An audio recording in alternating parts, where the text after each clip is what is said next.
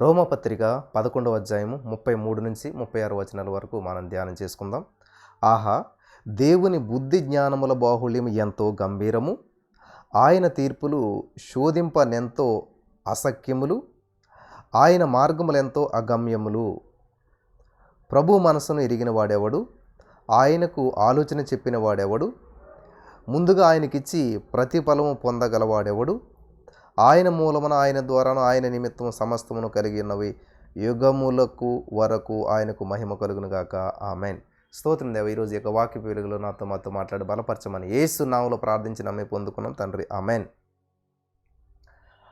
ప్రియులారా, చాలా జాగ్రత్తగా వినాలి. చాలా అద్భుతమైనటువంటి విషయాన్ని ఇక్కడ పరిశుద్ధాత్మ దేవుడు అపోస్తులైన పౌలు గారి ద్వారా రోమా సంఘానికి తెలియజేస్తూ ఉన్నాడు. అది అపోస్తులైన పౌలు రాస్తాడండి, రోమా సంఘానికి రాస్తాడు కాబట్టి మనకు సంబంధం లేదు, మనకు అనవసరం అని అనుకుంటూ ఉంటారు చాలామంది.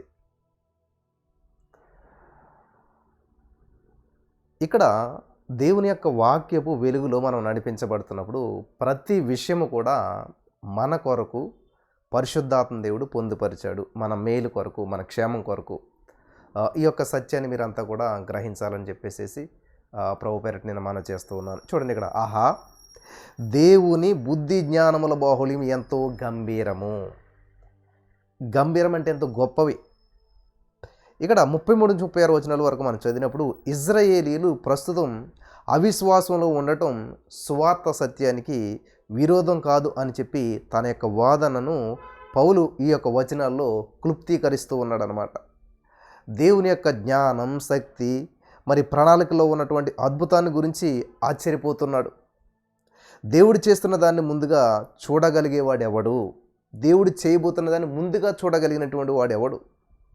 దేవుని మరి గ్రహింపశక్యము కాని ఉద్దేశాలను వ్యక్తపరిచేటువంటి వేరు పాత నిబంధన లేఖనాలను పౌలు గారు ఇక్కడ ఉదాహరిస్తూ ఉన్నాడు. దేవునికి స్తోత్రం కలుగును గాక. కాబట్టి దేవుడు ఎంతైనా కూడా నమ్మదగినటువంటి వాడు, ఆయన అద్భుత కార్యాలు చేసేటువంటి వాడు, ఆశ్చర్యమైనటువంటి కార్యాలు చేసేటువంటి వాడు, ఊహకందనటువంటి కార్యాలు చేసేటువంటి వాడు. ఈరోజున నా ప్రియమైనటువంటి సహోదరి స్నేహితులారా, నీ జీవితంలో జరుగుతున్న సంఘటనలు నీకు అర్థం కాకపోవచ్చు. వెంటనే చేయాలి, ఏమీ అర్థం కావట్లేదు బ్రదరు, లైఫ్ ఎలాగెళ్తుందో, అసలు ఏం జరుగుతుందో నాకు తెలియట్లేదు అంటున్నట్లయితే వెంటనే యేసోపు గారి దగ్గర పరిగెత్తుకు వెళ్ళిపోవాలి. యేసోపు గారు? పాత నిబంధన యేసోపు గారు, కొత్త నిబంధన కాదు. పాత నిబంధనలో యోసేపు అనేటువంటి ఒక యవ్వనస్తుడు ఉంటాడు. దేవుని పట్ల ఎంతో ఆసక్తి కలిగినటువంటి వాడు, భక్తి కలిగినటువంటి వాడు, నీతి కలిగినటువంటి వాడు. యోబు గురించి చెప్పుకుంటాం చూడండి, సాక్ష్యం. అటువంటి సాక్ష్యం కలిగినటువంటి వాడు ఇక్కడ యోసేపు ఉన్నాడు. మనకి నీతిగా, నిజాయితీగా దేవుని కొరకే, దేవుడికి మహిమ తేవాలి, దేవుడినే మహిమపరచాలి, దేవుని విషయాల్లో ఏది కూడా తప్పిపోకూడదు, పక్కకి వెళ్ళకూడదు, స్ట్రైట్గా, నీతిగా, నిజాయితీగా ఉండాలి అనేటువంటి ఉద్దేశంతో జీవితాన్ని డెడికేట్ చేసుకుని వెళ్తున్నట్లయితే ఏం జరుగుతూ ఉన్నది? ఇది చాలా అద్భుతమైనటువంటి వాక్యం, చాలా జాగ్రత్తగా ఉండాలి. అంతా మంచి ఆలోచనతో ముందుకు వెళ్తున్నటువంటి యోసేపు గారి జీవితంలో మేలు జరుగుతుందా? కానీ దేవుడు ఏం చెప్పాడు? మేలు జరుగుతుందని చెప్పాడు. రోమా 8:28 ఉంది, ఆయన ప్రేమించే వారందరికీ సమస్తము సమకూడి మేలుకరంగా జరుగుతుంది అన్నారు కదా. మరి దేవుడిని ప్రేమించేటువంటి వ్యక్తి కదా యోసేపు, యాకోబు కుమారుడైన యోసేపు. దేవుని ప్రేమించేటువంటి వ్యక్తి కదా, దేవుని పట్ల శ్రద్ధ కలిగినటువంటి వాడు, భక్తి కలిగినటువంటి వాడు, నీతి కలిగినటువంటి వాడు, యథార్థత కలిగినటువంటి వాడు. గమనించాలి, చాలా జాగ్రత్తగా వినాలి. నీ జీవితానికి సంబంధించినటువంటి మాటలు ఇక్కడ విడుదల అవుతున్నప్పుడు నువ్వు ఇది వినకుండా ఇంకొక చోట ఉన్నావు అనుకో, ఏమైంది? ఏమవుతుంది నా ప్రియమైనటువంటి సహోదరి స్నేహితులారా? నీ జీవితానికి సంబంధించిన మాట విడుదల అవుతున్నప్పుడు అది వినలేనప్పుడు నీ జీవితంలో ఖచ్చితంగా ఆ యొక్క జవాబు నువ్వు కోల్పోతావు. ఉండవలసిన సమయంలో, ఉండవలసిన చోట, ఉండవలసిన మధ్య, ఉండవలసిన రీతిగా వినవలసిన వాక్యం వినకపోయినట్లయితే నీ జీవితంలో ఖచ్చితంగా నీకు రావాల్సిన ఆశీర్వాదాన్ని కానీ, నీకు రావాల్సినటువంటి ఆ యొక్క సమాధానము, పరిష్కారం కోల్పోతూ ఉంటుంటారు అన్నమాట. హల్లెలూయా. కాబట్టి ఏ వర్తమానంలో, ఏ సమయంలో, ఏ వాక్కు నీ జీవితానికి సరిపడినటువంటిది ఉంటుందో మనకు తెలియదు. మరి ఏం చేయాలి? చాలా శ్రద్ధగా దేవుడు నాతో మాట్లాడుతున్నాడని చెప్పి ప్రతి మాటని ఆసక్తిగా వినాలి. చూడండి, బాగా ఫ్లడ్ ఏరియా వచ్చినప్పుడు, వరదలు వచ్చినప్పుడు, తుఫాన్లు వచ్చి ఆ ప్రాంతాన్ని ముంచివేసినప్పుడు, భయంకరమైన కరువు కాటకాల్లో ఉన్నప్పుడు ఏం చేస్తారు? ఆ యొక్క హెలికాప్టర్స్లో పులిహార పొట్లాలు పడేస్తూ ఉంటుంటారు. చూడండి, చాలా రోజులు అవుతుంది వాళ్ళ ఆహారం తిని, కనీసం నీళ్ళ మధ్యలో నివసిస్తున్నా నీళ్లు తాగలేరు. అటువంటి పరిస్థితుల్లో ఉన్నటువంటి వారికి ఆ యొక్క ఆహార పొట్లాల కోసం ఎంత ఆసక్తితో ఎదురు చూస్తూ ఉంటుంటారు. అంత ఆసక్తి కలిగినటువంటి వారిగా ఉండాలి దేవుని యొక్క వాక్యంలో మనం. ఆ రోజు వినేదిలేండి, కామనేలండి, ప్రతిరోజు ఏం చూస్తాంలేండి, ప్రతి పూట ఏం చూస్తాంలేండి. కాబట్టి ఈరోజు నేను ఏ ప్రాంతానికి వెళ్ళినా నేను చదువుకున్న స్కూల్ ఏరియా పక్క నుంచి ఫోన్ చేస్తున్నారు ఇప్పుడు చాలామంది. నేను జన్మించినటువంటి ప్రదేశం నుంచి ఫోన్ చేస్తూ నేను ఎక్కడో వ్యక్తిని అనుకుంటున్నారు చాలామంది. ఆ ఊర్లోంచి, ఆ గ్రామంలోంచి, అక్కడి నుంచి ఇక్కడికి వచ్చినటువంటి వ్యక్తి అనుకోవట్లేదు. బ్రదర్, మేము ఈ యొక్క వాక్యం ద్వారా బలపరచబడుతున్నాం, ఎన్నో మెరకల్స్ జరుగుతున్నాయి మా జీవితంలోనూ. ఇంతవరకు ఈ దేవా చేయదేవా, ఎప్పుడు చేస్తావు, ఎప్పుడు ఇస్తావు, ఇదే ప్రశ్నార్థకమైన ప్రార్థనలతోటి విసిగిపోయి ఉన్నాం మేము. కానీ ఇప్పుడు ఫలితాలతో కూడినటువంటి ప్రార్థనలో, ఫలితాలతో కూడినటువంటి దేవుని సన్నిధిని మేము అనుభవిస్తూ ఉన్నాం. హల్లెలూయా అని చెప్తున్నప్పుడు చాలా సంతోషం అనిపిస్తూ ఉంది. కాబట్టి ఈరోజు నా దేవుడు నిన్ను ఇక్కడ కనెక్ట్ చేశాడు, దేవుడు నిన్ను ఇక్కడ ఉంచాడు, దేవుడి యొక్క వాక్యపు వెలుగులో నిన్ను నడిపిస్తున్నాడంటే నీ పట్ల ఒక ప్రణాళిక ఉంది. ఎందుకంటే కొన్ని లక్షల కోట్లు మంది ఉంటారు, కానీ అందరినీ దేవుడు ఇక్కడ కనెక్ట్ చేయలేదు కదా. ఎవరెవరైతే ఆయన యొక్క ఉద్దేశంలో ఉన్నారో, ఎవరెవరైతే ఈ యొక్క వాక్యపు వెలుగులో నడిపించబడతారో, ఎవరెవరి జీవితాల పట్ల ఒక ఉన్నతమైనటువంటి ప్రణాళికలను, ఏ ప్రత్యేకమైన ప్రణాళికలను కలిగి వాటిని స్వతంత్రించుకోవడానికి ఈ వాక్యాలు ఉపయోగపడతాయో వాళ్ళని ఇక్కడ దేవుడు కనెక్ట్ చేసి నడిపిస్తూ ఉన్నాడు. హల్లెలూయా, దేవునికి స్తోత్రం కలుగును గాక. కాబట్టి మీరు ఇక్కడికి వచ్చారంటే ఆవిడ లింక్ పంపితే వచ్చానండి, లేకపోతే సడన్గా ఇలా యూట్యూబ్ స్క్రోల్ చేసి వచ్చానండి, లేకపోతే అనుకోకుండా అన్ఎక్స్పెక్టెడ్గా అట్లా వచ్చిందండి, లేకపోతే ఎవరో చెప్తేని, లేకపోతే అందరికీ జరుగుతున్నాయని వచ్చాను అని నువ్వు అనుకుంటున్నావు. ఇక్కడ మీ యొక్క ఆలోచన అలాగ అనిపిస్తుంది. కానీ దేవుడు ఆకర్షించింది ఎవరో రారు. ఎందుకంటే మీకు చాలా రోజులు బట్టి చాలామంది చెప్తారు, చూద్దాం అనుకుంటారు, కానీ చూడలేరు. అలాగే మీ స్నేహితులు, బంధువులు, అరే చాలా బాగుందిరా, 3:30 పిల్లలు, ఒకసారి ఉండి అంటారు, సరే ఉంటాను అంటారు, కానీ అవ్వదు కదా. దేవుడు ఆకర్షించింది ఎవరు రారు. ఇక్కడ మనం చూసినట్లయితే నా ప్రియమైనటువంటి సహోదరి స్నేహితులరా, ఇది చాలా అద్భుతమైనటువంటి విషయం. దేవుని బుద్ధి జ్ఞానముల బాహుళ్యం ఎంతో గంభీరము, ఆయన తీర్పులు ఎంతో శోధింపనెంతో ఆవశ్యకములంట. ఆవశ్యకములు. ఆయన మార్గములెంతో అగమ్యములు. గమ్యము వేరు, అగమ్యము అంటే దానికి పుట్టినోట్లో ఇచ్చాడు చూడండి. అగమ్యములు అనేది దానికి 14 అనేసి అడుగు జాడలు, మరి పట్టణ సఖ్యములు. అడుగు జాడలు, పట్టణ సఖ్యం అంటే అసలు అవి దొరకవు అన్నమాట మనకి. వాటిని పట్టుకోవటం అసంభవం అని చెప్పేసేసి. సో ఈ రోజున ఈ యొక్క వాక్య వెలుగులో మీరు నడిపించబడుతున్నారు, ప్రత్యేకించబడ్డారు, ప్రభు సన్నిధిలో ఉన్నారు అంటే ఆర్డినరీగా ఇక్కడ ఉండలేదు మీరంతా కూడా. సో సమస్తము సమకూడి జరుగుతాయని ఉన్నది కదా, మరి అది మన కాన్సెప్ట్. ఇప్పుడు ఎందుకని మరి సమస్తము జరుగుతాయని చెప్పినప్పుడు దేవుడు ఏం చెప్పాడు? యోసేపు నువ్వు గొప్పవాడు అయిపోతున్నావు అంటే డైరెక్ట్గా చెప్పలేదు, కానీ కళ్ళలో చెప్పాడు దేవుడు. ఏమైనా ఒక దర్శన రూపంలో ఇచ్చి ఏం చెప్పాడు? ఆకాశంలో ఉన్నటువంటి సూర్య చంద్ర నక్షత్రాలన్నీ కలిసి ఒక నక్షత్రానికి నమస్కారం చేస్తున్నాయి. పొలం గట్టులో ఉన్న ఒక పన నిలబడితే మిగతా పనులన్నీ కూడా పనకు నమస్కారం చేస్తున్నాయి. ఇవన్నీ చూపించాడు దేవుడు. దేవుడు అబద్ధం ఆడాడు. దేవుడు చెప్పాడంటే చేస్తాడు కదా. యోసేపుకి దేవుడు చెప్పినటువంటి ఏ మాట కూడా అసత్యంతో కూడినటువంటిది కాదు, అసంభవమైనటువంటిది కాదు. దేవుడేమో నువ్వు బాగుంటావు, నీ జీవితం బాగుంటుంది అని చెప్తే చూడండి ఎలా జరుగుతుందో. ఈరోజు మీరు చాలామంది చెప్తారు, మీరు 3:30 లైవ్లో ఉన్న దేవుడు అద్భుతం చేస్తాడో, మీ అప్పుల నుంచి విడిపిస్తాడో, చక్కగా ప్రతిరోజు ప్రార్థన ఉండండి అంటే ఎవరో మాట విని మీరు వచ్చారు, ప్రార్థన చేస్తూ ఉన్నారు. ప్రార్థన చేసి కొలిది సమస్యలు ఎక్కువ వచ్చినాయి బ్రదర్. నా భర్త మారాలని కొలిది ఇంకా ఎక్కువ తాగుతున్నాడు, ఇంకా ఎక్కువ కొడుతున్నాడు. నా కొడుకు మరి మారాలని కొలిది వాడు ఇంకా ఎక్కువ చెడు స్నేహాలు చేస్తూ ఉన్నాడు. చూసారా, మనకి దెబ్బ తగిలిందని చెప్పి డాక్టర్ దగ్గరికి వెళ్తే డాక్టర్ గారు ఏం చేస్తాడు? ఆ దెబ్బ మీద హైడ్రోజన్ పెరాక్సైడ్ వేస్తాడు. దెబ్బ మానిపోతుందా? ఇంకా మంట పెరుగుతుంది. ఒక స్పిరిట్ రాస్తాడు, హైడ్రోజన్ పెరాక్సైడ్ వేస్తాడు. అబ్బా అసలే బ్లడ్ వెళ్ళిపోయింది, బాధతో మంటతో నేను ఇక్కడికి వస్తే మళ్ళీ ఈయన ఏం చేస్తున్నాడు? మళ్ళీ మంట పెడుతున్నాడు. చూసారా, అక్కడ ఏంటి మనకి ఇంతకని? ఆయన నీకు మంట పెట్టాలని పెడుతున్నాడా? లేదు.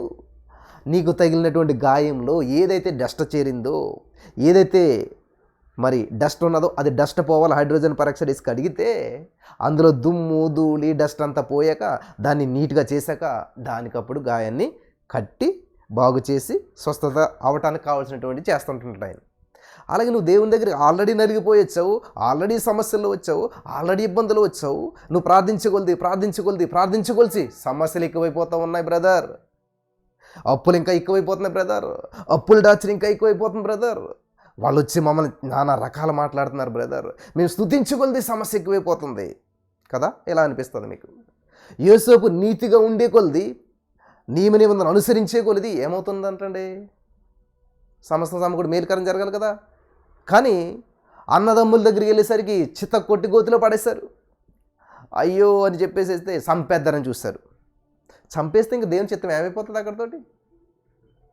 దేవుడేమో రాజువతో సింహాసనం ఎక్కుతామంటే సింహాసనానికి బదులు గోతులో పడ్డాడు. చూడండి, దేవుడేమో ఇలా చూపిస్తే ఆయన జీవితం ఇట్లా ఉన్నది. అమ్మ వింటున్నారు కదా? నిజమే బ్రదర్, మా జీవితాలు కూడా అలాగ ఉన్నాయి, ఇప్పుడు మా పరిస్థితి కూడా అలాగ ఉన్నది, ఏం చేయమంటారు కదా. వినండి జాగ్రత్తగా. అది జరిగిపోయిన స్టోరీ కాబట్టి మీకు ఏం జరిగిందో తెలిసిపోతుంది. కానీ మీ స్టోరీ జరగలేదు కాబట్టి మీకు ఏం జరుగుతుందో తెలియట్లేదు, అంతే కదా. రేపేం సంభవించినా మనకు తెలీదు. కానీ మన దేవుడు ఎటువంటి వాడు మనకు తెలుసు. ఆయన ఎంత శక్తివంతుడో మనకు తెలుసు. ఆయన ఎంత బలవంతుడో మనకు తెలుసు. హల్లెలూయా. చాలా జాగ్రత్తగా వినాలి నా ప్రియమైనటువంటి వారలారా. ఇక్కడ మనం చూసినట్లయితే యోసేపుకి దేవుడిచ్చిన కలంటి సింహాసనం, ఆయన ఉన్న పొజిషన్ ఏంటి? గోతులో ఉన్నాడు. సంబంధం లేదు. మరి దేవుడు చెప్పాడు కదా, చెప్పాడు. ఎప్పుడు జరుగుతుందో చెప్పలేదు, ఎలా జరుగుతుందో చెప్పలేదు. దేవుడు ఎప్పుడు కూడా స్టార్టింగ్ ఎండింగ్ చెప్తాడు. ఇప్పుడు నువ్వు ఎక్కడున్నావో గిదా నీ ఎండింగ్ పొజిషన్, ఇది మధ్యలో ఈ గందరగోళం ఇదేం చెప్పట్లేదు. ఎవరైనా సరే ఏం చదివారు బాబు అంటే, ఇప్పుడు నా క్వాలిఫికేషన్ బీఎస్సీ బీఎడ్, అంతగా నేను 1వ తరగతి చదివాను, 2వ తరగతి, 3వ తరగతి, 4వ తరగతి, 5వ తరగతి, 10th class, intermediate, degree, BEd అని ఇట్లా వర్షం చెప్తామా? ఏది అండ అదే చెప్తాం కదా. మన దేవుడు కూడా ఆది అంతమై ఉన్నాడంట. అంటే మధ్యలో లేడా? చాలాసార్లు ఇలాగ ఉంటుంది అనమాట. ఆది అంతంలో ఉన్నాడు, మధ్యలో లేడా? చెప్పాలి. మధ్యలో లేడా దేవుడు? ఇదిగో యుగ సమాప్తి వరకు సదాకాలం నేను మీతో ఉన్నాను. సో కొన్ని మాటలు పట్టుకుని కొంతమంది కొన్ని విధాలుగా వ్యంగ్యంగా మాట్లాడతారు. చాలా అవి హాస్యాస్పదమైనటువంటి మాటలు మాట్లాడుతుంటుంటారు. ఇప్పుడు ఇలా ఒక వ్యక్తి అవుట్ ఆఫ్ మాట్లాడుతున్నప్పుడు, జ్ఞానయుతంగా లేనటువంటి మాటలు మాట్లాడుతున్నప్పుడు, అటువంటి వ్యక్తికి నువ్వు జ్ఞానం చెప్పాలన్నా, అటువంటి వ్యక్తిని ఒప్పించాలన్నా ఇంపాసిబుల్. వాళ్ళు మారరు. మూర్ఖత్వంలో పిహెచ్డీ చేసినటువంటి వ్యక్తితోటి నువ్వు ఎంత వాదింతే ఉపయోగం ఏంటి? అందుకే పందులేటి ముత్యాలు ఇద్ది అన్నాడు దేవుడు, స్పష్టంగా చెప్పేశాడు. పందులేటి ముత్యాలు ఇస్తే ఏమవుతుంది? నువ్వెంత విలువైన మాట చెప్పినా కూడా ఆ వ్యక్తి మైండ్ అంతా ఒక ట్రాప్లో ఉంది, ఒక ఆలోచనలో ఉన్నాడు. దేవుడే కాదు ఏసే అనేటువంటి ఆలోచనలు ఆయన ఉంటే, నువ్వు ఏసే ఎంత మంచివాడు అని చెప్తే ఎంత మంచివాడు అయితే దానికి ఎందుకు? ఇంకా అర్థమైందా? కాబట్టి ఇక్కడ రోమా 8:28 నువ్వు పట్టుకోవాలి. నీ జీవితం గందరగోళంలో ఉంది. నేను దేవుడిని నమ్ముకున్నాను, ప్రార్థన చేస్తున్నాను, దశంభాగాలు ఇస్తున్నాను, చర్చికి వెళ్తున్నాను, మంచి భవిష్యత్తు ఊహించుకున్నాను, మంచి జీవితం కోసం నేను ఎంతో ప్రార్థన చేస్తున్నాను, ఉపవాసాలు ఉంటూ ఉన్నాను, నిష్టగా నీతిగా జీవిస్తూ ఉన్నాను. కానీ అవుట్ ఆఫ్ ఉంది నా లైఫ్ అంతా కూడా, అయోమయంలో ఉంది నా లైఫ్ అంతా కూడా అంటున్నారా? ఎస్, నా లైఫే చెప్తున్నాను. నేను చిన్నతనం నుంచి దేవునిలో భక్తిగా జీవించేవాడిని, పొరపాటును కూడా బూతు మాటలు తిట్టింది లేదు. మరి మాకున్నటువంటి వ్యాపారం సారా వ్యాపారం, నాటు సారా అమ్మేటువంటి వారు మీకు తెలిసి లేదు. 95, 97, 94 ఆ టైంలో మీకు గుర్తుందో లేదో, నాటు సారా కొట్లు ఉండేటువంటి చిన్న చిన్న సారా ప్యాకెట్లు 6 రూపాయలు, 12 రూపాయలు అనేటువంటివి ఉండేవి. నేను కూడా సారా కొట్లు ఉండి సారా ప్యాకెట్లు అమ్మేటువంటి వాడిని. మాది సారా కొట్టు కాబట్టి దేవుని మహాకృపను బట్టి ఎప్పుడు కూడా టేస్ట్ చేయలేదు. మరి దేవుడు ప్రణాళిక మన పట్ల ఉంది కాబట్టి. కానీ అలవాటైపోయింది, మా అన్నయ్యలందరికీ అలవాటైపోయింది, మా నాన్నగారికి, మా ఇంట్లో అందరికీ కూడా. మా ఇంట్లో మగవాళ్ళు ఎంతమంది ఉన్నారో అంతమందికి అలవాటైపోయింది. ఒకే ఒక్కడిని దేవుడు ప్రత్యేకించాడు. హల్లెలూయా, అది నేనే. ఇది నా గొప్పతనం నేను చెప్పట్లేదు ప్రియరా, దేవుడు ఏర్పాటు చేసుకున్నాడు కాబట్టి. వినాలి, చాలా జాగ్రత్తగా వినాలి. దేవుడు ప్రణాళిక ఉన్నప్పుడు మన జీవితంలో జరిగేటువంటి కార్యాలు చాలా అద్భుతంగా, చాలా ఆశ్చర్యకరంగా ఉంటాయన్నమాట. ఇక్కడ యోసేపు పట్ల దేవుని యొక్క ప్రణాళిక ఉన్నది. సో నేను కూడా దేవుని సన్నిధిలో ఆల్మోస్ట్ 7వ తరగతి నుంచే దేవుని సన్నిధిలో ముందుకు వెళ్తూ ఉండేటువంటి వాడిని. సండే స్కూల్కి వెళ్ళేటువంటి వాడిని 5వ తరగతి నుంచి. భక్తి జీవితం జీవించేటువంటి వాళ్ళం. కానీ పండగ క్రైస్తవులు అనమాట. నిష్ఠ గరిష్ఠులం కాదు. వినాయక చవితి వస్తే మట్టితో బొమ్మ చేసుకోవటం, వినాయకుడిని పెట్టుకోవడం, పూజించుకోవటం. అది దానికే. క్రిస్మస్ వస్తే చర్చిలో వాళ్ళు ఒక పల్లకి తెచ్చేవాళ్ళు, దానికి ఒక ఇది పెట్టేవాళ్ళు, ఏమంటారు ఇవన్నీ కట్టేవాళ్ళు, పత్రికలు ఇవి ఉంటారు కదా, అన్నీ కట్టి మళ్ళీ పూజలు, చదువు బాగా రావాలని చెప్పి ఇవన్నీ మామూలే. నా చిన్నతనంలో తర్వాత ఎప్పుడైతే దేవుని యొక్క శక్తిని పూర్తిగా తెలుసుకున్నామో ఆ తర్వాత నాకు తెలిసి నేను 7th 8thలోకి వచ్చేసరికి అనుకుంటా, 7th 8th టైం వచ్చేసరికి మొత్తం ఇంకా విడిచిపెట్టేసేసాము అన్నీ కూడా. 9th క్లాస్ 10th క్లాస్ వద్దులోకి ఫుల్గా దేవునిలోకి వచ్చేసాం. ఇంకా దేవునిలో బలపడుతూ ఉన్నాం. మరి 10th క్లాస్లో పాస్ అవ్వాలని ఉపవాస ప్రార్థనలు అవి చేస్తుండేటువంటి వాళ్ళు. దేవుని మహాకృపను 10th క్లాస్ ఫస్ట్ క్లాస్లో పాస్ అయ్యాం. అక్కడి నుంచి ఇంకా దేవుని పట్ల ఇంకా ఆసక్తి పెరిగింది. సండే స్కూలు నడిపించడం ప్రారంభించి ఇలాగ దేవునిలో వరదలుతూ ఉన్నప్పుడు ఇలా గమనించాలి. ఇంటర్మీడియట్లో కొద్దిగా ఎలాగైనా బాప్తీసం తీసుకోవాలని ఆలోచన వచ్చింది నాకు. బాప్తీసం తీసుకోవాలని ఆలోచన వచ్చినప్పుడు మా నాన్నగారు ఒప్పుకోలేదు. ఎందుకంటే మనకున్న రిజర్వేషన్ పోతుంది, తర్వాత ఉద్యోగాలు రావు, తర్వాత ఇవన్నీ చాలా దూరం ఆలోచించేస్తారు మా నాన్నగారు. బాప్తీసం తీసుకునే లేదు చాలా కాలం. ఇంకా ఎవరేమనుకున్నా సరే చిన్న మీటింగ్ పెట్టించాను ఇంట్లోను. ఊరిలో మీటింగ్లు అంటే అప్పుడు ఎలాగుండి అంటే 9:05 స్టార్ట్ అయ్యింది నైటు, 10-11 అయిపోతుంది మీటింగ్ అయ్యేసరికి. 11 అయినా బాప్తీసం ఇస్తారా లేదని కూర్చున్నాను పాస్టర్ గారితో. సరే బాబు అని చెప్పి మా ఊరికి ఒక పంటకాలం ఉంటుంది అన్నమాట, కొంచెం దూరంలో ఒక 1/2 కిలోమీటర్లో. నైట్ 11:30కి ఆ పంటకాలంలోకి తీసుకెళ్ళి జనవరి 13 నా బర్త్డే. ఆ రోజు ఏది మామూలుగా పుట్టినరోజు, దైవికంగా పుట్టినరోజు రెండు కలిపి ఒకే రోజు వచ్చేలాగా ఆ రోజు బాప్తీసం తీసుకోవడం జరిగిందనమాట. హల్లెలూయా, దేవునికి స్తోత్రం. అక్కడ నుంచి లైఫ్ అనేటువంటిది మరి దేవునితో అంటూ కట్టబడతాం, ఒక ప్రత్యేకమైన రీతిలో నడిపించబడటం జరిగింది. బాప్తీసం తీసుకున్నాక అన్నీ మంచి జరిగిపోతాయి అనుకుంటారు చాలామంది. అక్కడ నుంచి దేవునిలో లోతు పెరిగింది, సమస్యలు పెరిగాయి. చూసారా? ఇప్పుడు మనం చూడండి, చిన్నపిల్లలకి స్కూల్ పెరిగి కొలిది ఏమవుతుంది, పుస్తకాలు పెరిగిపోతాయి, బర్డెన్ పెరిగిపోతుంది, సబ్జెక్టులు పెరిగిపోతాయి, ఎగ్జామ్స్ పెరుగుతాయి, ఎగ్జామ్స్ హార్డ్ అవుతుంటుంటాయి. చూసారా? మనిషి పెరిగి కొలిది మనసు పెరుగుతుంది, మనసు పెరిగి కొలిది ఆలోచన పెరుగుతుంది, బాధ్యతలు పెరుగుతాయి. ఇక్కడ యోసేపు గారి జీవితం చూసినట్లయితే నీతిగా ఉన్నాడు, అబద్ధాలు ఆడతలేదు, బూతులు తిడతలేదు, మోసం చేయట్లేదు. కానీ ఎక్కడ పడుతున్నాడు? గోతులో పడుతున్నాడు. దేవుడిచ్చిన దర్శనం వేరు, ఆయన జీవితంలో జరుగుతున్నది వేరు, ఆయన ఉన్న ప్రస్తుత పరిస్థితి వేరు, కానీ ప్రభు ఇచ్చిన చిత్రం వేరు. కాబట్టి చిత్రాన్ని పట్టుకుని ఉండాలి, విడిచిపెట్టకూడదు. నువ్వు ఇల్లు కట్టాలనుకుంటావు, ఇంటర్నెట్లోనే ఎక్కడో ఒక ఇల్లు డయాగ్రామ్ తీస్తావు, ఇలాంటి ఇల్లు కట్టాలంటావు. తాపి మేస్త్రి వస్తారు, చూస్తాడు, అని ఏం చేస్తాడు, ఫస్ట్ పిల్లర్స్ వేస్తాడు, ఫ్రేమ్ వేస్తాడు, అసలు గందరగోళం ఉంటుంది. ఏది 4 చిన్న పునాది తప్ప ఏం కనిపించదు. తర్వాత ఇలా పొడవుగా పిల్లర్స్ వేస్తారు, ఇటు ఒక పిల్లర్ అటు ఒక పిల్లర్, అంతే, ఏం కనిపించదు. తర్వాత నెమ్మదిగా గోడలు కడతారు, ఏంటి 4 పక్కల 4 గోడలు ఉంటాయి, ఏం కనిపించదు. కానీ ఇలాగ జరుగుతూ ఉండగా కొన్ని రోజులకి ఏ చిత్రాన్ని అయితే చూశారో అదే చిత్రాన్ని స్వతంత్రించుకోవడానికి దగ్గరగా కొన్ని సంవత్సరాలు పట్టవచ్చు. కానీ ఫైనల్కి ఎలాగైతే కంప్లీట్ అవుతుంది. హల్లెలూయా, వింటున్నారా? ఫైనల్కి ఎలాగైతే కంప్లీట్ అవుతుంది. అలాగే ఈ రోజున నువ్వు ఒక చిత్రాన్ని కట్టి, చిత్రాన్ని పట్టుకుని ఆ చిత్రం వైపు పరుగులు తీయాలి, ఆ చిత్రం వైపు నువ్వు ప్రయాణం చేయాలి. In the name of Jesus. Hallelujah, వింటున్నారా? చాలా జాగ్రత్తగా ఉండాలి. అప్పుడు దాన్ని నువ్వు ఏం చేస్తావంటే స్వతంత్రించుకోగలుగుతావు. హల్లెలూయా, అప్పుడు దాన్ని నువ్వు స్వతంత్రించుకోగలుగుతావు.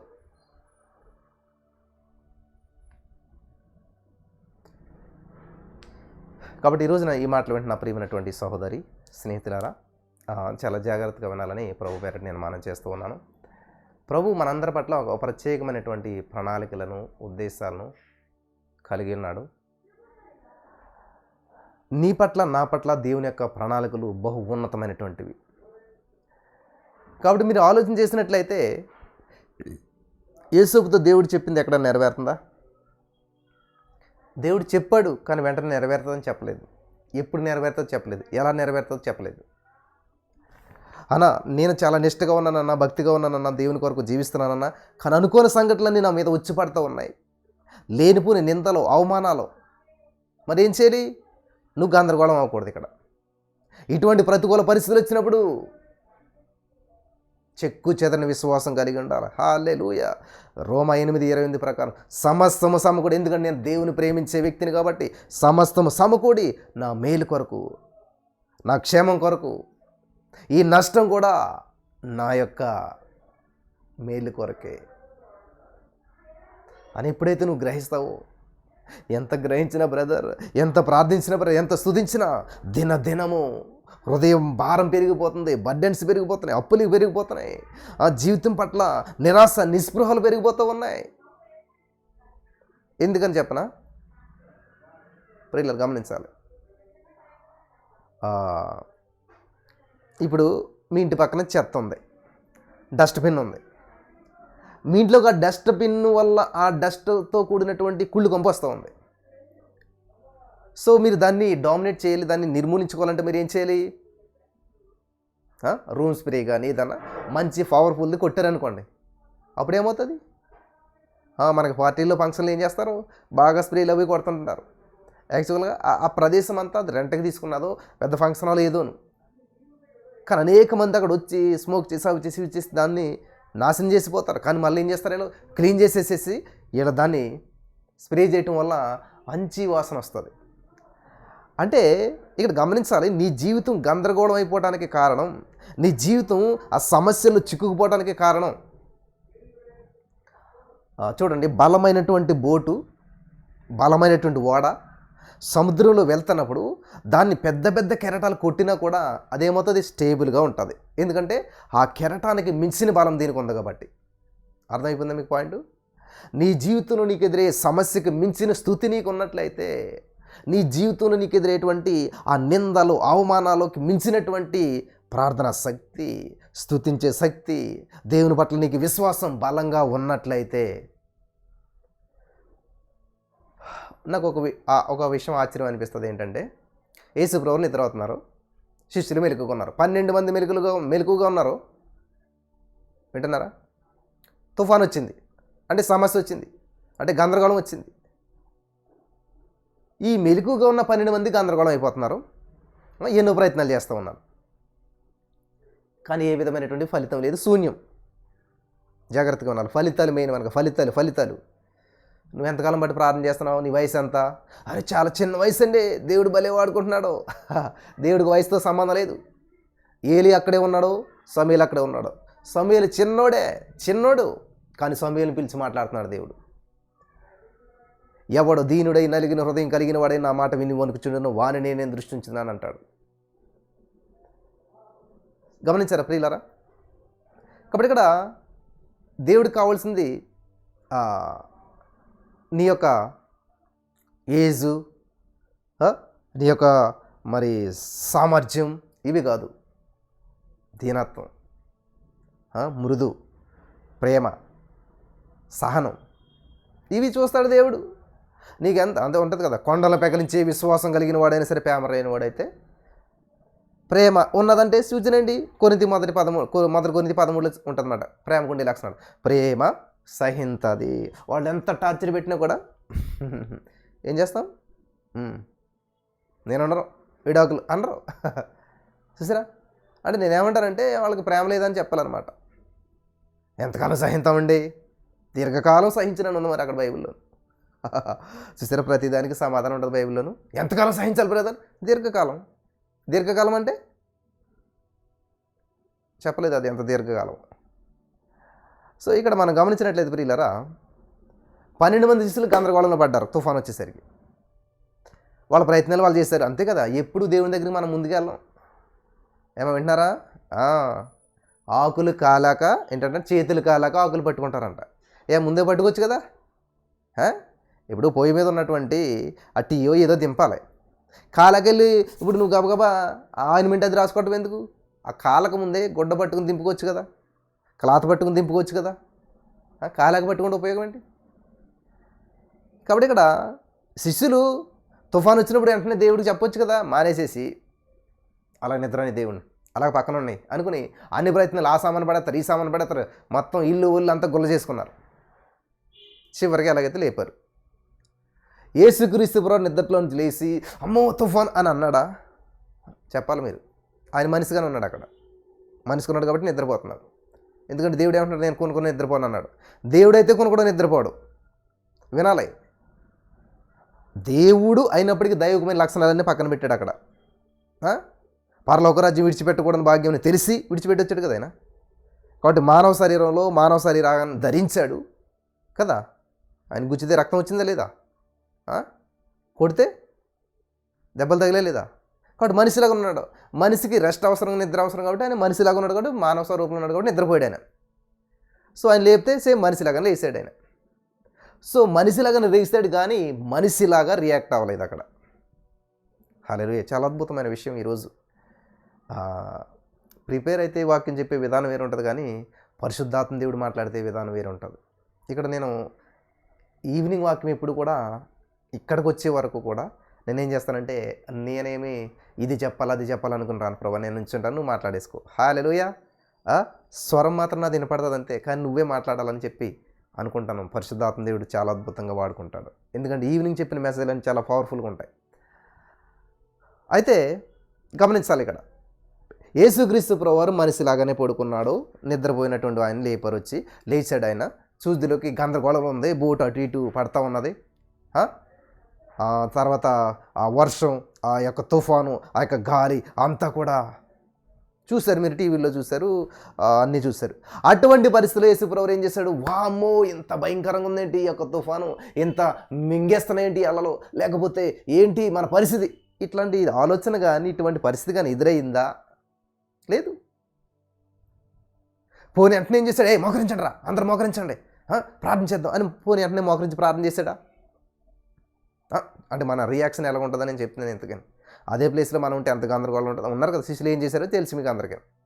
వాళ్ళకి మించి 10 అంతలు మీరు చేస్తారు మీరైతేనే. సమస్య వచ్చినట్టు నేను కదా. కరోనా వైరస్ వచ్చిందంటే 3 మాస్కులు కట్టేవారు చాలామంది. వామ్మో 3 మాస్కులు వేసేవారు ఒకదాని మీద ఒకటి. ఎందుకంటే ఎల్లది లోపలికి వైరస్ అని అంట. నీకు ఉండవలసిన మాస్క్ ఏంటి తెలుసా? 97వ కీర్తనలో, నా పక్కన 1000 మంది పడినా, నా కుడి పక్కన 10,000 మందినా, ఏ తెగులు నా గుడారము నా ముక్కులోకి ప్రవేశించదు అనేటువంటి వాక్యం నీ హృదయంలో ఉండాలి. ఇది లేకుండా నువ్వు ఎన్ని మాస్కులు వేసుకున్నా భయపడుతున్నా కూర్చున్నావంటే భయము సైతానికి ద్వారం తెరుస్తుందంట. ఇది లేకుండా, దేవుని వాక్యం లేకుండా నువ్వు భయంతో కూడినటువంటి వ్యక్తిగా నువ్వు 13 మాస్కులు వేసుకున్నా కూడా కరోనా వచ్చేసింది వాళ్ళకి. కరోనా వైద్యులకి నేను, కరోనా వచ్చినటువంటి వ్యక్తులకి నేను క్లాసులు చెప్పి ట్రీట్మెంట్ చేసేవాడిని. కానీ నేను నమ్మాను, నా పక్కన 1000 మంది కూలినా, నా కుడి పక్కన 10,000 మంది కూలినా ఏ తెగులు నా గుడారము సమీపించదు. స్పష్టమైన వాక్యం బైబిల్లో ఉంది. అప్పుడే పుట్టింది నా కూతురు. 2020 సంవత్సరం జూన్ 15వ తారీఖు అంటే ఎంత భయంకరమైనటువంటి వైరస్ ఏలుబడి చేస్తుందో ప్రపంచాన్ని మీకు అందరికీ తెలుసు. అటువంటి పరిస్థితుల్లో మేము ఇంట్లో కూర్చోలేము, హాస్పిటల్లో ఉన్నాం, పైగా ఆపరేషన్. ఇంత క్లిష్ట పరిస్థితుల్లో ఉంటే మేమున్న ఈ రూమ్కి ఆ రూమ్కి శానిటైజేషన్ చేస్తారు. అంత భయంకరమైన పరిస్థితులు. ఆ రూమ్లో ఒకరికి వైరస్, ఈ రూమ్లో ఒకరికి వైరస్, పుట్టిన పిల్లలకేమో జాండీస్లు అంట, అవ్వంట ఇవ్వంట.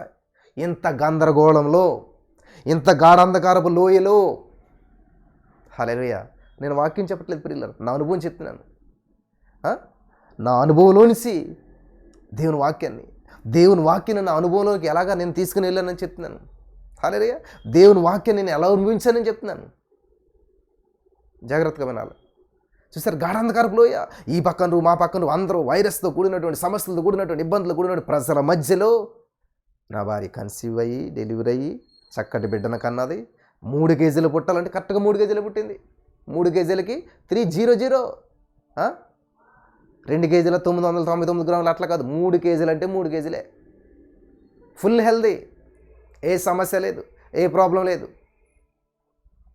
Thank you Jesus. క్షేమంగా ఇంటికి వచ్చాం. ఏ వైరస్ నన్ను కానీ, నా బిడ్డలు కానీ, నా కుటుంబాన్ని కానీ ఈరోజు వరకు ఏ వైరస్ తాకలేదు. హల్లెలూయా. దేవునికి స్తోత్రం కలుగును గాక. కాబట్టి యేసుక్రీస్తు ప్రభువు నిద్రలోంచి లేచి ఏం చేశాడు? మోకరించి thank you Jesus, thank you lord, కాపాడు అంటున్నాడా? ఏం చేశాడు యేసుప్రభువు లేచిన వెంటనే thank you Jesus, thank you lord, thank you lord, thank you lord, తండ్రి తండ్రి తండ్రి తండ్రి అని ప్రార్థన చేశాడా? మోకరించాడా? 2 చేతులు పైకెత్తాడా? ప్రార్థన చేశాడా? స్తుతించాడా? ఏం చేశాడు? అసలు ఏమి చేయలేదు. మరి ఏం చేశాడు? సమస్యని ఏం చేస్తాడండి? సార్ ఏం చేస్తాడు? స్కూల్లో టీచర్ ఏం చేస్తాడు, పిల్లలు సార్ లేనప్పుడు గందరగోళం చేస్తారు, గొంతులేస్తుంటుంటారు. ఎప్పుడైతే సార్ ఇలా వచ్చాడో ఇంకా ఏం చెప్పవసరం లేదు, ఎక్కడో అక్కడ కూర్చుంటారు ఆటోమేటిక్గా. అర్థమైందా? ఎందుకంటే ఆయన సారు, ఆయన కష్టపడి చదివాడు, ఆయన గవర్నమెంటు అపాయింట్ చేసింది ఆయనకు అధికారం ఉంది. ఎవరినైనా చితకొడతాడు ఆయన, ఎవరికైనా టీసీ ఇచ్చి పంపేస్తాడు, ఎవడైనా ఏదైనా చేయగలుగుతాడు. కాబట్టి భయపడతారు. హల్లెలూయా. అధికారానికి భయపడతారు. అలాగే ఎప్పుడైతే యేసుప్రభువులు లేచారో చూసింది ఏంటి, గాలి అన్నీ చూసి సైతాన్ గడికి యేసయ్య ఎప్పుడైతే లేచాడో దడ దడ దడ దడమాట. కాబట్టి సిడాన్ ఆల్ ఆఫ్ యూ అన్నట్టుగా షట్ నోరు మూసి కూర్చో అన్నట్టు అన్నాడు అనమాట. నిమ్మలించు, నోరు మూసుకో అంటే ఏంటి తెలుగులో? చాలు చాలు నిమ్మలించు అంటే నోరు మూసుకొని అర్థం అనమాట. చాలే, ఇంతవరకు ఎగిసింది చాలే, ఇంతవరకు చేసింది చాలే. ఏంటి నిద్రలో లేసి ఇలాగంటే ఎలాగని ఎలా జరిగిపోయింది ఇదంతాను? మీరు వినాలి, జాగ్రత్తగా వినాలి. ఇది జీవితానికి సంబంధించిన పాఠం ఇదంతా కూడా. ఆయన ప్రార్థన చేయలేదు, ఏమీ చేయలేదు. నేను ఎవరికోను నా యొక్క ప్రారంభ దినాల్లో నేను జాబ్ చేస్తాను, ఇంట్లో ఉంటాను కాబట్టి నేనేమి అంత గంటలు ప్రార్థన చేయకపోయినా కూడా అప్పటికప్పుడు వచ్చి నిలబడి దేవుడు వాడుకుంటాడంటే దాన్ని ఎంత నెగిటివ్గా స్ప్రెడ్ చేసుకున్నారండి చాలామంది. అసలు ఆయన ప్రార్థన చేయడంటండి, అసలు ఏం చేయడంటండి, అలాగే వాకింగ్ కూడా ప్రిపేర్ అవడంట, కానీ దేవుడు మాట్లాడేస్తాడంట. ఎస్, నిజమే, నేను వాస్తవమే చెప్పాను. దాంట్లో నెగిటివ్ తీసుకుని దాంట్లో కథలు అల్లుకుంటే నాకేంటి, ఏమయ్యారో వాళ్ళు తెలియదు అలాగనుకున్న వాళ్ళు. కానీ దేవుడు ఈరోజు నన్ను హెచ్చించాడు, దేవుడు నన్ను ఈరోజు బలంగా వాడుకుంటున్నాడు, అనేక వేల మందికి దీవెనకరంగా చేశాడు. హల్లెలూయా, దేవునికి స్తోత్రం కలుగును గాక. సత్యమే చివరికి గెలిచేది న్యాయమే. కాబట్టి ఈరోజు నీ మాటలు వింటున్న ప్రియమైనటువంటి వాళ్ళారా, యేసుక్రీస్తు ప్రభువారు అంత గందరగోళంలో హాయిగా పడుకున్నాడు. నువ్వు సమస్యల్లో హాయిగా పడుకోవాలి, నువ్వు ఇబ్బందుల్లో సింహాల బోన్లో కూడా ఆనందంగా పడుకోవాలి, శరసాల్లో కూడా సంతోషంగా ఉండాలి. Thank you Jesus. అగ్నిగుణంలో కూడా ఆనందంగా ఉండాలి. అది క్రైస్తవ జీవితం అంటేనే, అదండి క్రీస్తుని కలిగినటువంటి వారి జీవితం అంటేనే. కొంతమంది చెప్తారు, అన్న దేవుడు ఎంత అద్భుతం చేశాడు, ఎగ్జైట్మెంట్. 2 రోజుల తర్వాత అప్పులలో వచ్చి ఎప్పుడు ఇస్తావు అంటే గాలి తీసిన బెలూన్లకి ఇలాగ అయిపోతారు. చూడండి, గాలి ఉన్నప్పుడు ఎట్లా ఉంటుంది కదా, మంచి స్ట్రాంగ్గాను. అంతే, ఎప్పుడైతే ఆ పక్కన ఉన్నటువంటి వాళ్ళు లేకపోతే అప్పులు ఎవరన్నా వచ్చి అడిగారో వెంటనే ఇట్లాగైపోయి కుసించిపోయినట్టు అయిపోయి. అంటే ఎమోషనల్ భక్తి ఇదంతా కూడాను. అంటే అద్భుతం జరిగితేనేమో ఎగిరిపోతాం గాల్లోకి, ఏదన్నా జరగకపోతేనేమో కుసించుకుపోతాం. ఇక్కడ అది గమనించవలసిందండి. యేసుక్రీస్తు ప్రభువారు నిద్రలో ఉన్నటువంటి వ్యక్తిని ఆయన నిద్రలో ఉండగా లేపితే సమస్యను చూసి భయపడలేదు. ఎందుకంటే he prepared already. Hallelujah, he prepared. Stuff ఉంది ఆయన దగ్గర, సామర్థ్యం ఉంది. ఎగ్జామ్స్కి బాగా ప్రిపేర్ అయిపోయినాడు ఏం చేస్తాడు, హాయిగా నిద్రపోయి మళ్ళీ పుస్తకం కూడా తీయవసరం లేదు వాడు. నాకు తెలిసి బాగా చదివిన వాళ్ళు ఎవరు కూడా ముందు రోజు నైట్ అసలు చదవరు. కానీ చదవలేని వాళ్ళు ఏం చేస్తారంటే ముందు రోజు నైట్ అంతా నిద్రలేని చదువుతారు. ఆ నైట్ అంతా చదువులు కాడికి ఏం గందరగోళం, ఏం గుర్తుండదు ఎందుకని, ఆ నిద్ర లేదు, ఏదేదో చదివాడు. ఇదంతా కూడా గందరగోళం. అక్కడికి వెళ్ళి కళ్ళు మూసినా కళ్ళు తెరిచినా ఏం చేస్తున్నాడు ఏంటి అర్థమవుతుందన్నమాట. అర్థమవుతుందా? కానీ చక్కగా హాయిగా రెస్ట్లో నిద్రపోయి మంచిగా పీస్ఫుల్గా ఉన్నటువంటి వాడికి ఎప్పుడో సంవత్సరం నుంచి చదివింది ఈ ప్రశ్నకి ఎస్ అది కదా ఆన్సర్, ఇది అది అట్లాగా అన్నీ కూడా మెమరీలోకి తిరిగి వస్తుంటాయి, గుర్తు వస్తుంటాయి, అద్భుతంగా విజయం సాధిస్తారు. సమస్య వచ్చినప్పుడు ప్రార్థన చేయటం కాదండి, శోధన వచ్చినప్పుడు మీరు శోధనలో ప్రవేశింపకుండానట్లు మెలకువగా ప్రార్థన చేయండి. విన్నారా? శోధన వచ్చాక ప్రార్థన చేయమంటలేదు దేవుడు, శోధనలో ప్రవేశించకుండానట్లు. హల్లెలూయా. కాబట్టి ఈరోజు నీ జీవితం ఈ సంఘటన జరుగుతుందంటే సైతాన్ గాడు దీనికి ప్రణాళికలు ఎప్పుడో వేశాడు. అనుభవిస్తున్నారా? ఈ రోజుని మీరు అనుభవించే జీవితం నిన్న మీరు పలికిన మాటలే. నేనేం పలికారు తెలుసు మీరు, నాకు పెళ్ళి అవ్వదు, నాకు ఎన్ని సంబంధాలు వచ్చినా సెట్ అవ్వట్లేదు, నాకు ఏ ఉద్యోగం రావట్లేదు, నా తోటి వాళ్ళందరికీ అయిపోతుంది, నువ్వంటే అయిపోతుందని అందుకే అయిపోతుంది వాళ్ళకి, నాకు అవ్వట్లేదు అందుకే నీకు అవ్వట్లేదు. చూసారు ఎంత లాజిక్ ఉన్నదో, ఎంత సత్యం ఉన్నది ఇందులో. జీవ మరణం 4 వశం. కాబట్టి నువ్వేం ప్రకటిస్తున్నావు, నీ గురించి నువ్వేమో మరణాన్ని అంటే ప్రతికూల పరిస్థితులను నువ్వు ప్రకటించుకుంటున్నావు. నీ ఎదుటి వాళ్ళ విషయంలో జీవాన్ని ప్రకటిస్తున్నావు. వాళ్ళకి అయిపోతుంది, వాళ్ళకి ఉద్యోగాలు వస్తున్నాయి, జీవం. నీవేం చేస్తున్నావు? నాకు రావట్లేదు, మరణం. నాకు జరగట్లేదు, మరణం. అంత పవర్ఫుల్ అండి. వర్డ్స్ ఆర్ వెరీ పవర్ఫుల్ అనమాట. మాటలు చాలా శక్తివంతమైనటువంటివి. దేవుడు ఏం చేశాడు? నోటి మాట ద్వారా సృష్టిని చేశాడు, క్రియేట్ చేశాడు. కాబట్టి నీ మాటలు నీ భవిష్యత్తుని క్రియేట్ చేస్తాయి. ఈరోజు నువ్వు ఏదైతే మాట్లాడుతున్నావో ఆ మాటలు విత్తనాలుగా నాటబడతాయి, రేపు వృక్షాలుగా మొలకెత్తుతాయి, రేపు ఎల్లుండు వాటి యొక్క ఫలితాన్ని, వాటి యొక్క ఫలాన్ని నువ్వు తింటావు. కాబట్టి పొరపాటును కూడా ఒరే నువ్వు ఎందుకు పనికిరావరా అన్ని పిల్లనొద్దు. వాళ్ళు ఎక్కడ చూస్తారులే నన్ను అనొద్దు. వాళ్ళు ఎంత మూర్ఖులైనా, ఎంత పట్టించుకోపోయినా సరే ఏం చేయాలి తెలుసా? వాళ్ళు గొప్పవాళ్ళు అవుతారు. యేసయ్య నా బిడ్డలను గొప్పవాళ్ళుగా చేసినందుకు వందనాలు. వాళ్ళు నన్ను, నా పట్ల వాళ్ళకి ప్రేమను పెంచినందుకు వందనాలు. ఇట్లా ప్రకటించు. హల్లెలూయా. వాళ్ళ చూడటం ఏంటండి? నువ్వు అభివృద్ధి చెందలేవా? నువ్వు దేవుడు లేడా నీకు? ముదిం వచ్చి వరకు ఎట్టుకుంటానని ఆయన అంటే వాళ్ళు చూస్తారో, వీళ్ళు చూస్తారో, నన్ను వృద్ధాప్యం వచ్చినాడు వాళ్ళు చూస్తారో, నా పరిస్థితి ఏంటో.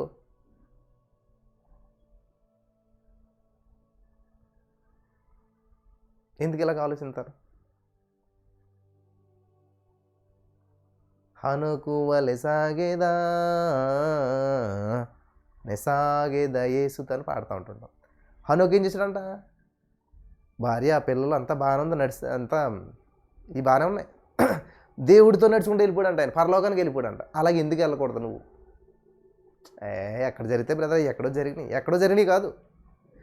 ఈరోజు నేను చెప్తున్నాను ప్రియులారా, ఎక్కడెక్కడ జరిగినా, ఏది జరిగినా కూడా, ఎటువంటి కార్యమైనా కూడా మన ద్వారా జరగాలి. నా ద్వారా జరుగుతున్నాయి, చాలా కార్యాలు జరుగుతున్నాయి. నేను చెప్తున్నాను కదా, మనకు తెలియని వారు మన దగ్గరకు వచ్చి మనల్ని దీవించాలి. హల్లెలూయా. మనల్ని బ్లెస్ చేయాలి. మన జీవితంలో ఊహించిన కార్యాలు జరగాలి. జరుగుతున్నాయి నా జీవితంలో చాలా చాలా మైటీ మ్యారకల్స్ జరుగుతున్నాయి. మరి నీ జీవితం ఎందుకు జరగట్లేదు? నువ్వు ఎందుకని అసలు జరగాలని ఆశపడతలేదు? ఆశపడితే కదా తృప్తిపరచబడతావు. ఆశపడే ప్రాణం తృప్తిపరచబడుతుంది అని ఉంది బైబిల్లోని. 37:4 వచ్చిన యెహోవాను బట్టి సంతోషించి నీ హృదయ వాంఛలు తీరుతాయి. నా అసలు సంతోషం ఎక్కడ? నవ్వు ఎన్ని రోజులైందో బ్రదర్ అసలేని. అసలు నా జీవితం నవ్వుతున్న ఆశే లేదు నాకు. ఎందుకంటే నీ యొక్క ఆశ ఆలోచన అంతా కూడా సమస్యల మీద ఉంది. 24 అవర్స్ అప్పుల మీద ఉంది, 24 అవర్స్ వివాహం మీద ఉంది, 24 అవర్స్ ఉద్యోగం మీద ఉంది, 24 అవర్స్ గర్భఫలం మీద ఉంది తప్ప దేవుడి మీద లేదు. ఎప్పుడైతే ఈ సమస్యను పక్కన పెట్టి నీకు ఉన్నటువంటి అసలు సమస్య ఉందనేటువంటి ఆలోచన మర్చిపోయి దేవుణ్ణి స్తుతిస్తూ కనపరుస్తున్నాడు, ఏమవుతుంది? అద్భుతాలు జరిగితే. కాబట్టి దేవుడు లేచాడు, షట్ యువర్ మౌత్, కూల్ అన్నాడు, అంతే అయిపోయింది. అయిపోయాక ఏమన్నాడు తెలుసా? తిడుతున్నాడు ఎవరిని? అదే నేను చెప్తున్నాను. ఆల్రెడీ సమస్యలో ఉంటే మళ్ళీ ఎందుకంటే మమ్మల్ని ఎలాగంటారు మీరు అంటారు కదా. యేసు ప్రభువు ఏం చేశాడు తెలుసా? శిష్యుల్ని విశ్వాసం లేని మూర్ఖతరం వల్ల ఎంతకాలం మీతో ఉంటాను? అరే చూసారా, అప్పటికే సామాన్లన్నీ పడేశారు, సెల్ ఫోన్లు పడేశారు, ఆ గోధుమ బస్తాలు పడేశారు, ఆహారం పడేశారు, అంత సముద్రంలో పడేశారు, నష్టపోయారు వాళ్ళు. ఫలితం శూన్యం. చూసారా, ఫలితం శూన్యం. అటువంటి వాళ్ళతో దేవుడు అంటున్నాడు తెలుసా? మూర్ఖతరం వర్లారు అంటున్నాడు, తిడుతున్నాడు దేవుడు. విశ్వాసం లేకపోతే ఏం చెప్తానయ్యా? విశ్వాసం లేదు మీకు, విశ్వాసం లేదు మూర్ఖతరం వర్లారు అన్నాడు. బా చూసారా, బాధలో బాధ ఎక్కువైపోతుంది కదా. నిజమే కదా, యేసుప్రభు మనతోటే ఉంటున్నాడు, ఈయనతోటి మనం ఉంటున్నాం.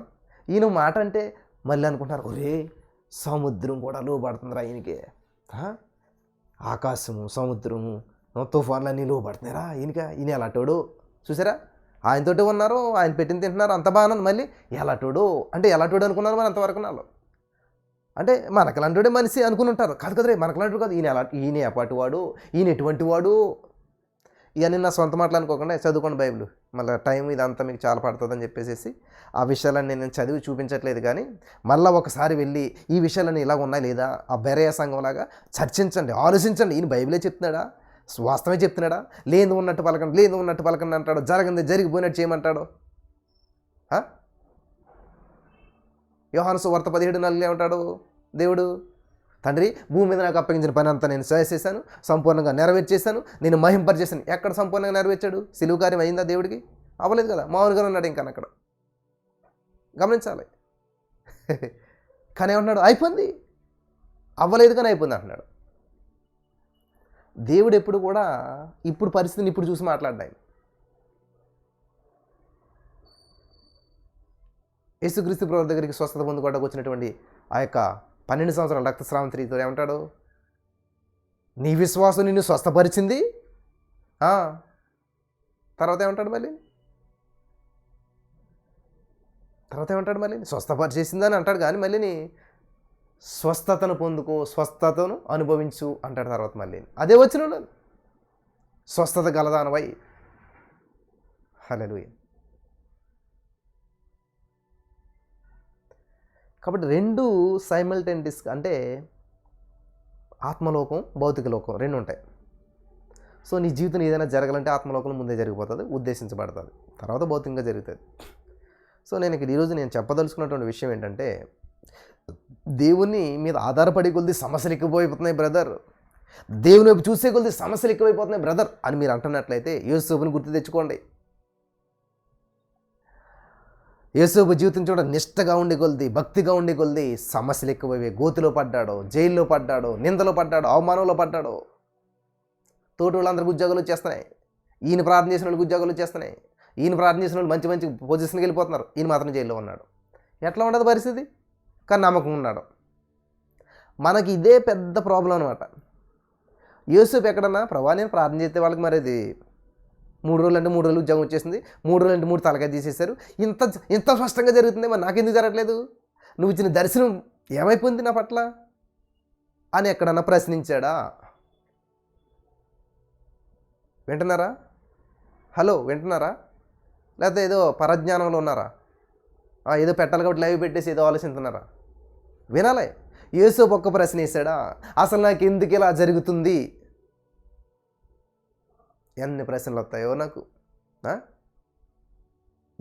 ఎన్ని ప్రశ్నలు అడుగుతారో నన్ను. అసలు ఎందుకు ఇలా జరుగుతుంది బ్రదర్? అసలు మేము ఎంత ప్రార్థన చేస్తున్నాం కదా, ఎంత కన్ఫెస్ చేస్తున్నాం కదా, ఎంత ఒప్పుకోలు చేస్తున్నాం కదా, ఎందుకు ఇలా జరుగుతుంది? ఎందుకు ఇలా జరుగుతుందని అన్నది, ఏది జరగలేదు మాట్లాడండి. ఆయన ఏం జరుగుతుందని పట్టించుకోవట్లేదు యేసోబు గారు, ఎలా జరుగుతుందని పట్టించుకోవట్లేదు, ఏమి జరగనై ఉన్నదో దాని మీద దృష్టి పెట్టాడు. హల్లెలూయా. ఏమైనా సరే దేవుడు చేస్తాడు, తగ్గిన సమయంలో ఆయన చేస్తాడు. ఎప్పుడు చేస్తాడు, ఎలా చేస్తాడో తెలియదు, కానీ ఖచ్చితంగా చూసారా, దేవుడు ఎప్పుడు కూడా టార్గెట్ ఇస్తాడు, అంతం చూపిస్తాడు. ఎలా తీసుకెళ్తాడు, ఎప్పుడు తీసుకెళ్తాడు తెలియదు, కానీ అక్కడ మాత్రం తీసుకెళ్తాడు, టైంకి మాత్రం తీసుకెళ్ళిపోతాడు. చూడండి, కొంతమంది డ్రైవర్లు రూట్లు తిప్పుతారన్నమాట, ఈ సందు నుంచి ఆ సందు నుంచి తీసుకెళ్తారు. ఒకసారి టైం అయిపోతుంటుంది, అయ్యో ఇలాగ వెళ్తున్నారు ఏంటంటే అక్కడ ట్రాఫిక్ ఉంటుంది కాబట్టి ఇట్లా తీసుకెళ్ళి ఎలాగైతే టైంకి తీసుకుపోతాడు అక్కడికి. ఎందుకంటే ఆయనకు తెలుసు ఆ సందులు గొంతులన్నీ కూడా. కానీ మనకు తెలియక గందరగోళం టైం అయిపోతుంది అంటే తీరచుద్దులకి టైం కంటే ముందు అక్కడ ఉంటాం మనం. అదే మనం అనుకున్నట్టుగా ఇలా వెళ్ళాలి, ఈ రూట్ వెళ్ళాలి, ఈ యొక్క బేగంపేట ఫ్లైఓవర్ నుంచి ఇలాగ వెళ్ళాలంటే ఫుల్ ట్రాఫిక్ ఉంటుంది.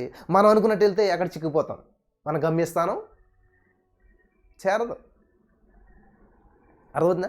కాబట్టి దేవుడు నడిపించేటువంటి గమ్యం నీకు అర్థం కాకపోవచ్చు, ఆ మలుపులు నీకు అర్థం కాకపోవచ్చు, కానీ రోమా 8:20 ప్రకారం సమస్త సమకూడి చివరికి మేలు కలుగటానికే. కాబట్టి చివరికి యేసోబు ఏం జరిగిందండి? దేవుడిచ్చిన కాలం జరిగిందా లేదా? దేవుడు చెప్పిన మాట నెరవేర్చబడిందా లేదా? కానీ మధ్యలో పెద్ద గందరగోళం. ఆ గందరగోళంలో ఏం చేశాడు? అవిశ్వాస అయిపోయాడా? ఆ గందరగోళంలో ఏం చేశాడు? దేవుని విడిచిపెట్టాడా? ఆ గందరగోళంలో వేసాడు, కూర్చుని ఏడ్చాడా? ఏమీ లేవు అక్కడ. అది నేర్చుకోవాల్సిన పాఠం మనం, అంతేగాని యేసోబుని దీవించాడు దేవుడు, యేసోబు ఫలించాడు కొమ్మ, యేసోబుకు దేవుడు తోడుగా ఉన్నాడు కాబట్టి నాకు తోడుగా ఉన్నాడు, ఇది కాదు. నేర్చుకోవాల్సింది ఏంటంటే, యేసోబుకి క్లిష్ట పరిస్థితులు ఎదురైనప్పుడు, యేసోబుకి దేవుడిచ్చిన దర్శనం కాకుండా ఏదేదో రాంగ్ రూట్లో వెళ్ళిపోతున్నప్పుడు, యేసోబు జీవితంలో దేవుడు చెప్పలేనటువంటి విషయాలు జరిగిపోతూ ఉన్నప్పుడు ఎలా ప్రవర్తించాడు. అలాగే నీ జీవితంలో దేవుని వాక్యం ధ్యానిస్తూ ఉన్నావు, దేవుడు వాక్యం ద్వారా మాట్లాడాడు, నేను దీవిస్తాను, ఆశీర్వదిస్తానని, నీకు మేలు చేస్తానని చెప్పాడు, కానీ నా జీవితం అంతా కూడా ప్రతికూల పరిస్థితులు ఎదురవుతున్నాయి, అంతా నింద అవమానమే. నేను ఒక గదికి పరిమితం అయిపోయాను, నాకు ఒక ఉద్యోగం లేదు, నాకు ఒక జీవితం పట్ల ఆశ లేదు, నా జీవితంలో ఏది మేలు లేదు, అసలు మేలు అనేది అనిపించలేకపోతున్నాను, నేను నా జీవితం నాకే అర్థం కావట్లేదు అనేటువంటి పరిస్థితులు నువ్వు ఉంటే ఆ మాటలు పలకొద్దు. హల్లెలూయా. ఎస్, నువ్వు చెప్పేది కరెక్టే, కానీ ఆ మాటలు పలకొద్దు. ఏంటి నా జీవితం ఇలాగైపోయింది అనేటువంటి ఆలోచన రానివ్వద్దు.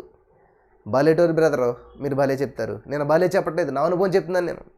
అన్ని ద్వారాలు మూసుకుపోయినప్పుడు, అసలు భవిష్యత్తు ఏంటి అర్థం కాలేనప్పుడు, తినడానికి తిండి లేనప్పుడు, ఉండటానికి ఇల్లు లేనప్పుడు, చేస్తానికి ఉద్యోగం లేనప్పుడు, కదలటానికి మార్గమే లేనప్పుడు, అలా స్ట్రక్ అయిపోయినప్పుడు ఏం చేస్తాం?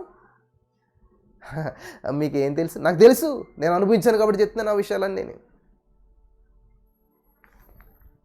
హల్లెలూయా. అటన్నిటి నుంచి కూడా దేవుడు నన్ను తీసుకొచ్చాడు. వాటన్నిటిలో దేవుడు నాకు తోడై ఉన్నాడు. 90:15 ప్రకారం ఆ శ్రమల్లో నాకు దేవుడు తోడుగా ఉన్నాడు, నన్ను విడిపించాడు, ఈరోజు నన్ను గొప్ప చేశాడు. హల్లెలూయా. గొప్ప చేశాడంటే మా ఇంటికి చూశారనుకున్నా ఎవరన్నాను ఏడుస్తారన్నమాట. గొప్ప చేశాడంటే నాకు 10 కార్లు, 10 అంతస్తుల బిల్డింగు, 10 కేజీల బంగారం, లేకపోతే 10 బ్రాంచుల చర్చిలు ఏదో ఉన్నాయని మీరు అనుకుంటున్నారేమో. గొప్ప చేయడం అంటే ప్రియులారా, నా యేసయ్య నన్ను విశ్వాసంలో వృద్ధి చెందించాడు.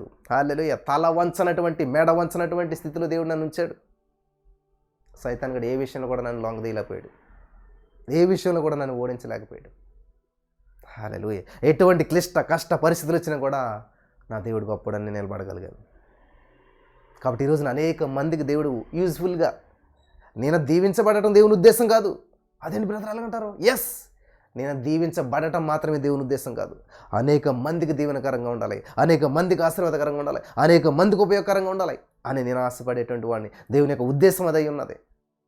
మన ఉద్దేశం ఏంటి? దేవా దీవించదేవా, దీవించదేవా, ఉద్యోగం ఇదేవా అంటే నీ స్వార్థం అది. నువ్వు దీవించబడాలి మాత్రం అనుకుంటున్నాను. అలా కాకుండా దేవా అనేక మందికి నన్ను దీవెనకరంగా చేయదేవా, నేను అనేక మందికి ఆశీర్వాదకరంగా ఉండినట్లు చేయదేవా అంటే అర్థం ఏంటి తెలుసా? ఇదన్నమాట. నీ మట్టికి నువ్వు జీవించడం వేరు, కానీ 10 మందికి ఉపయోగపడేలా జీవించడం వేరు అనమాట. హల్లెలూయా. ఒక మాట చెప్పి నేను ముగించాలనుకుంటా ఉన్నాను. ఒక తండ్రి అడుగుతూ ఉన్నాడంట, ఒక తండ్రి ఒక కుమారుని అడుగుతూ ఉన్నాడు, అరే నాన్న నేనంటే నీకు ప్రేమేనారా? అవును నాన్న ప్రేమే. అయితే నేను చచ్చిపోయినప్పుడు ఎంతగా ఏడుస్తావు నువ్వు అంటే? అస్సలే అన్నాడు. ఒరే నేను చచ్చిపోతే నువ్వు ఏడవరా? నేనే అన్నాడంట. నిజమేనారంటే? అస్సలే నేనేను. ఎంత కఠినమైన హృదయం రా నీది, నేను చనిపోతే నువ్వు ఏడవా? అసలేని నేను ఏడనన్నాను, అస్సలు నేను ఏడను, నువ్వేమనుకున్నా సరే నేను ఏడన్నానా అన్నాడంట. ఈ తండ్రికి చాలా బాధ అనిపించిందంట. అదేంట్రా, ఎటువంటి మూర్ఖుడైనా సరే తండ్రి చనిపోతే ఎంత రోధిస్తాడు, ఏడుస్తాడు. మరి నేను ఇంత కష్టపడి చదివించాను, ఇంత ఉన్నత పరిస్థితులకు రావటానికి నిన్ను సహాయం చేశాను, మరి నా సాయశక్తులు నిన్ను కష్టపడి ఈ స్థితిలోకి తీసుకొని వచ్చాను, నా వృద్ధాప్యం వచ్చేసింది, మరి ఒకవేళ నేను చనిపోతే నువ్వు ఏడనంటున్నావంటే చాలా బాధాకరమైన విషయమే కదరా, అసలు ఎందుకు ఏడవరా అని అడిగాడంట. నువ్వు చచ్చిపోయాక నేను ఏడ్చాను అనుకున్నా, నువ్వు చూస్తావా? చూడను. మరి ఇంకెందుకు ఏడాలి? నువ్వు చనిపోయిన తర్వాత నేను ఏడ్చి ఉపయోగం ఏంటి? చూసారా, నువ్వు చనిపోయాక నేను చూడను, నువ్వు చూడవు, నేను ఏడ్చినా ఏడకపోయినా ఉపయోగం ఏంటి? అందుకనే నేను ఏడను. కానీ నువ్వు బ్రతికుండగా నీ కంటిలో నుంచి కన్నీటి చుక్క రాకుండా చూసుకోవాలన్నది నా ఆశ. నీ కంటిలో నుంచి ఒక కన్నీటి చుక్క రాకుండా, నీ జీవితంలో ఇంకా ఏడుపన్నది ఎరగకుండా, ఏడుపన్నది చూడకుండా, నీ కంటిలో కన్నీళ్ళు రాకుండా చూసుకోవాలన్నది నా ఆశ, నువ్వు బ్రతికుండగాను. అంతేగా నువ్వు చచ్చిపోయి కాడాలన్నది నా ఉద్దేశం కాదని చెప్పాడంట. హల్లెలూయా. అర్థమైంది ఆ విషయం ఇంతకని? నువ్వు చచ్చిపోయాక నేను ఏడతాం కాదు, అది గొప్పదనం కాదు. నువ్వు బ్రతికుండగానే నీ కళ్ళల్లో కన్నీళ్ళు రాకుండా, నేను సంతోషపెట్టేటువంటి బిడ్డగా నేను ఉండాలనుకుంటున్నాను, నిన్ను ఒక మంచి తండ్రిగా నేను చూసుకోవాలనుకుంటున్నాను. నా కోసం ఎంతో కష్టపడి ఎన్నో చేసావు. కాబట్టి ఇక్కడ నుంచి నీ జీవితంలో ఏ సమస్య రాకుండా, ఏ ఇబ్బంది రాకుండా నిన్ను సంతోషంగా ఉంచాలి అని చెప్పి నేను ఆలోచన చేస్తున్నాను. కానీ నువ్వు చనిపోయాక నేను ఆడాలని నువ్వు ఆలోచన చేస్తున్నావు. అలా నేను చేయను. ఇలా నేను చేస్తాను. ఇలా చేసి నేను నా తండ్రిని నేను సంతోషపెడతాను, నా తండ్రిని నేను గొప్పవాడిగా చూసుకుంటానని చెప్పాడు. హల్లెలూయా. దేవునికి స్తోత్రం కలుగును గాక. ఎట్లా ఉంది మీ ఆలోచన? ఏ విధంగా ఆలోచన చేస్తూ ఉన్నారు నా ప్రియమైనటువంటి సహోదరి స్నేహితులారా? ఎట్లా ఆలోచన చేస్తూ ఉన్నారు?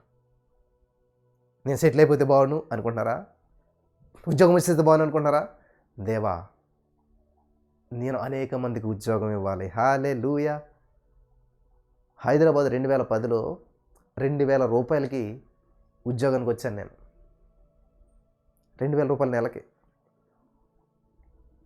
ఈ రోజున దేవుని మహాకృపను బట్టి ఈ పరిచర్య ద్వారా అనేక మందికి మనం నెలకొచ్చి ఎంతెంత డబ్బులు ఇస్తున్నాం తెలుసా ప్రియులారా?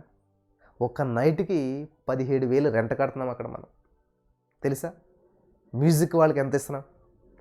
ఈ యొక్క డిజైనర్స్‌కి కానీ, ఈ యొక్క లైవ్ ఇట్లా హెల్ప్ చేసే వాళ్ళందరికీ కూడా దేవుని మహాకృపను బట్టి మరి ఇవన్నీ నేను చెప్పను గానీ చాలా డబ్బులవుతున్నాయి. చూసారా? రూ. 2,000 జీతంలో నుంచి దేవుడు ఈ రోజున అనేక మందికి జీతాలు ఇచ్చేటువంటి స్థితిలోకి దేవుడు నడిపించాడు. హల్లెలూయా! కాబట్టి నిన్ను నువ్వెప్పుడు తక్కువ అంచనా వేసుకున్నంత కాలం నీ జీవితంలో ఎప్పుడు కూడా ఏది సాధించలేవు. ఎప్పుడైతే నిన్ను నువ్వు ఉన్నతంగా, గొప్పగా హల్లెలూయా దేవునికి మహిమపరిచేటువంటి వ్యక్తి, నేను దీవించబడడం కాదు దేవా, అనేక మందికి దీవెనకరంగా ఉండాలి అనేటువంటిది నీ ఆలోచన అయి ఉండాలి. దేవునికి స్తోత్రం కలుగును గాక. పరిశుద్ధాత్మ దేవుడు అటువంటి ఆలోచన ఇచ్చి దేవుడు మిమ్మల్ని అందరూ నడిపించి బలపరచును గాక. ఆమెన్. చాలా అద్భుతమైనటువంటి వర్తమానం మరలా వినండి. మరి అనేక మందికి ఈ యొక్క వర్తమానాన్ని షేర్ చేయండి. దేవుని కృప మీ పట్ల ఉన్నతంగా ఉండును గాక. ఆమెన్.